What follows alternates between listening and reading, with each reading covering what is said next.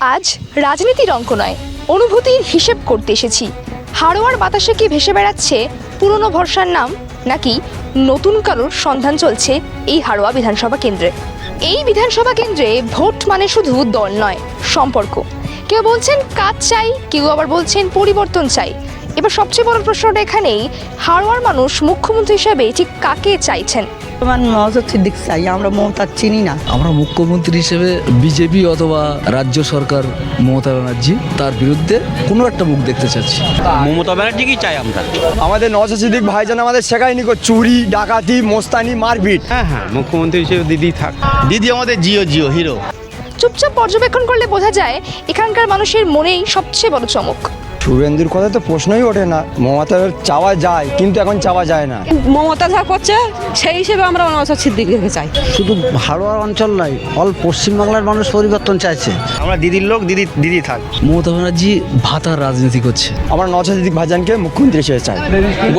গলি সব ঢালাই করে দিচ্ছে, বাড়ির ভিতরে সব ঢালাই করে দিচ্ছে। এমন কি নেই যে সে করেনি দিদি, সমস্তটাই দিদি করেছে।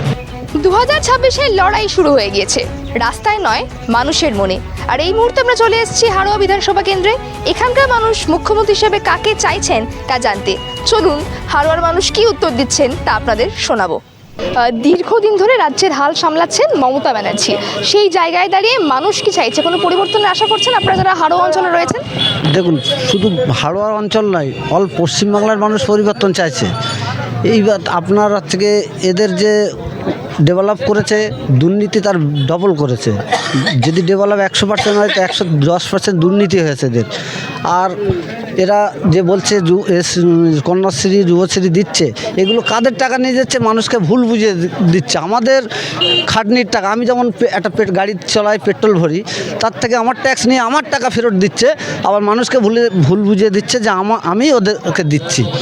কিন্তু এইগুলো তো মানুষের আমাদের পরিশ্রমের টাকা, আমাদের ব্যাগ দিয়ে আমাদেরকে আবার লক্ষ্মীর ভাণ্ডার দিচ্ছে। 500 টাকা বাড়িয়েছে, কাদের পকেট কাটবে? 500 টাকা যে বাড়িয়েছে কাদের পকেট কাটবে? আমাদেরই পকেট কাটবে, কেটে তাকে আমাদের ওয়াইফদের দিয়ে দেবে। আমাদের ওয়াইফরা তাতে ফুলে ফেঁপে উঠছে মনে করে। আর এটা বাড়িয়েছে একমাত্র ভোট পাওয়ার জন্যে। অ্যাকচুয়ালি ভোট ভাবছে যে 500 টাকা বাড়িয়ে দেবো মেয়েদের একটা লোভ দেখিয়ে দেবো, দিয়ে 500 টাকা বাড়িয়ে দিলে আমার ভোটগুলো আমার দেবে। আর এক শ্রেণীর মহিলারা আছে যে এই 500 টাকার লোভে ভোটটা দিয়ে দিচ্ছে, কিন্তু অ্যাকচুয়ালি সেটা তো উন্নতি নয়। দেশের ডেভেলপ, শিক্ষা, বাসস্থান, স্বাস্থ্য, এগুলো হলো ডেভেলপ। শিক্ষা ব্যবস্থা এখন কি বলবো, স্কুলে গেলে 8 পর্যন্ত 9 পর্যন্ত পরীক্ষায় না লিখতে পারলেও সে পাস করে যাচ্ছে। এটা কি শিক্ষা ব্যবস্থা? যেমন আমরা ছোটোবেলায় পড়তাম, আমাদের 1 থেকে পাস ফেল ছিল, বাট এখন তো পাস ফেলও নেই। তাহলে এটা কি শিক্ষা ব্যবস্থা? শিক্ষা পাস ফেল না হলে একের পর এক ডেভেলপ হবে না, শিক্ষা ব্যবস্থা ভালো না হলে। কি বলছেন যে একটা পরিবর্তন আসবে আগামী 26-এ মুখ্যমন্ত্রী পদে? মানুষ তো চাইছে, আমরাও 5 জায়গায় ঘুরছি, মানুষ তো সবাই পরিবর্তন চাইছে। মমতা যা করছে সেই হিসেবে আমরা নওশাদ সিদ্দিককে চাই। মুখ্যমন্ত্রী তো আপনাদেরকে লক্ষ্মীর ভাণ্ডার দিচ্ছে। আমার লক্ষ্মীর ভাণ্ডার চাই না, লক্ষ্মীর ভাণ্ডার আমাদের দরকার নেই। আমাদের জিনিসপত্রের দাম বাড়িয়ে লক্ষ্মীর ভাণ্ডার দিয়ে কি হবে? আমাদের 1,500 টাকায়, 1000 টাকায় 1,500 টাকা কী হবে আমাদের? আমার আসবাবপত্রের যেসব জিনিসপত্রের দাম বাড়ছে, সেগুলো নিয়ে আমরা কি করবো? আমাদের কি সংসার চলে নাকি তাতে? মুখ্যমন্ত্রী হিসেবে আপনারা কাকে চাইছেন? মমতা ব্যানার্জিকে চাইছেন, নাকি শুভেন্দু অধিকারী, নাকি নওশাদ সিদ্দিকী? কাকে? শুভেন্দুর কথা তো প্রশ্নই ওঠে না। মমতার চাওয়া যায়, কিন্তু এখন চাওয়া যায় না। ফাইল চুরি করেছে তো, মমতা ফাইল চুরি করেছে। এর সবার সামনে, সিবিআইয়ের সামনে ফাইল চুরি করেছে। ওকে কী করছে? একটা চোরকে যদি আমরা গ্রামে রাজ্যের মুখ্যমন্ত্রী করি, তা গ্রামের মানুষ তো সবাই চুরি করবে। একটা মুখ্যমন্ত্রী চোর, তার নিচের লেভেল থেকে ডাকাত বললে ভুল হবে না, ক্রিমিনাল। টিএমসির যত লোক আছে ক্রিমিনাল। ওরা তোলার টাকা থেকে শুরু করে মানুষ মারার পর্যন্ত চুরি করে। একটা বাথরুমের টাকা পর্যন্ত ছাড়ে না। একটা আবাস যোজনা ঘরে হালিয়ালি 2026-এ আবাস যোজনা ঘরে এসে সেই সব ঘরের টাকা কারো কাছে 5,000, কারো কাছে 10,000 লেখাচ্ছে। কেন খাবে গরিব মানুষের টাকা? মুখ্যমন্ত্রী হিসেবে আপনারা কাকে চাইছেন? আবার কি মমতা ব্যানার্জিকে চাইছেন? আমরা মুসলমান নওশাদ সিদ্দিক চাই, আমরা মমতা চিনি না। তাই তো আমার স্বামী হচ্ছে বিশাল নরমভাবে, আমার স্বামী সবসময় মারধর করে, সবসময় তেড়িয়ে ভেদা মারে। কালকের হঠাৎ আমার স্বামী আমার ছেলের ব্যস্ত 2 সাথে মিশে। মমতা ব্যানার্জি। সব মুখ্যমন্ত্রী মমতা ব্যানার্জি। কেন? দিদি আমাদের জিও জিও হিরো। দিদি কি চাইছেন আবারও 26? চাইছে, দিদিকে আবার চাইছে। সামনে বিধানসভা নির্বাচন আসছে, আপনারা মুখ্যমন্ত্রী হিসেবে কি মমতা ব্যানার্জিকেই চাইছেন নাকি বিকল্প কাউকে খুঁজছেন? মমতা ব্যানার্জিকেই চাই আমরা, কেন? কারণ উন্নয়ন কাজ দেখি, বিভিন্ন রকম উন্নয়ন কাজ, রাস্তাঘাট রাস্তাঘাট, পানীয় জলের সব কাজ করে দিয়েছে। সব বানিয়েছে, গলি সব ঢালাই করে দিচ্ছে, বাড়ির ভিতরে সব ঢালাই করে দিচ্ছে, পাকা রাস্তা করে দিচ্ছে গ্রামের ভিতর দিয়ে। সব রাস্তাঘাট করে দিয়েছে। হ্যাঁ, সব করে দিয়েছে, এই তো রিসেন্টলি সব করে দিয়েছে সব। আর কর্মসংস্থান? কর্মসংস্থান হচ্ছে গিয়ে উনি কর্মসংস্থান কম বলে এবারে ওর থেকে ওই যুবসাথী, বেকার ভাতা জাতীয়, লক্ষ্মীর ভাণ্ডার এইসবগুলো দিচ্ছে, তাতে মানুষের উপকার হচ্ছে।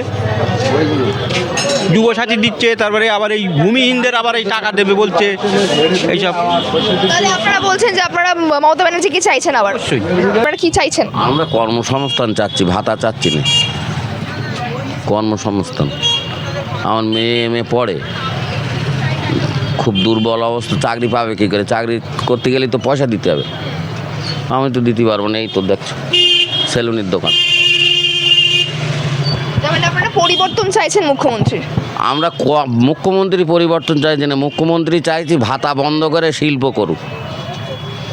আমরা মুখ্যমন্ত্রীর পরিবর্তন চাচ্ছি না, মমতা ব্যানার্জি থাকুক। মমতা ব্যানার্জি থাক, কিন্তু এইগুলো হোক, কর্মসংস্থান হোক। আর কি উন্নয়ন দরকার? তিনি তো অনেক বছরের মুখ্যমন্ত্রী, নেতৃত্ব দিচ্ছেন। ভাতা মানে তো ভিক্ষে নিয়ে মানুষ কতক্ষণ চালাবে? ভর্তুকি দিয়ে চলে, নিজেও কর্মসংস্থান চাই। কি বললাম বুঝতে পারলে না? বুঝতে পেরেছি একদমই, যে আমি খাটছি, আমার ছেলে নেই, দুটো মেয়ে, একটা বিএ পাশ করে বিয়ে দিয়ে দিয়েছি, আর একটা এমএ পড়ছে, চাকরি বাকরি করবে, ওর পয়সার জন্য খেতে পারি। আমাদের এই আগামী 2026-এ মাননীয় মুখ্যমন্ত্রী হিসেবে আমি চাচ্ছি আমাদের নওশাদ ভাইজানকেই চাচ্ছি। কেন? কারণ আমাদের নওশাদ ভাইজানের নীতি আদর্শ, ওনার যেভাবে উনি পরিচালনা করছেন, যেভাবে সুন্দরভাবে, তাতে করে জনগণ ওনার সারা পশ্চিমবাংলা জেগে উঠছে। দিদি আমাদের জন্য জানটা চালিয়েও দিয়ে দেবে, তার দিদি ছাড়া আমরা আর কাকে চাইব? আমরা দিদিকেই চাই। কি কি কাজ করলেন তিনি? দিদি যা উন্নয়ন করেছে আমাদের এলাকা, সুন্দর উন্নয়ন করে, যেরকম উন্নয়ন কোনো আমার ছোট থেকে জন্ম থেকে অনেক পাটা অনেক কিছু দেখছি।